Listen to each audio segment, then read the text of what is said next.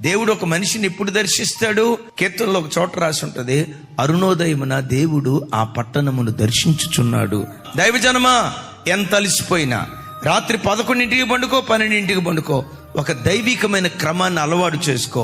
5 గంటల లోపు నీ పడకల మీద నుంచి లేచి ఆకాశ పక్షులు తమ కంఠధ్వని దేవునికి వినిపించక మునిపే, మనుషులెవరూ తమ కంఠధ్వని దేవునికి వినిపించక మునిపే, నమాజ్ శబ్దం ఇంకా వినిపించక మునిపే నీ ఇంటిలో నుండి నీ కంఠధ్వని ఆకాశమందలి దేవునికి వినిపించదువుగాక.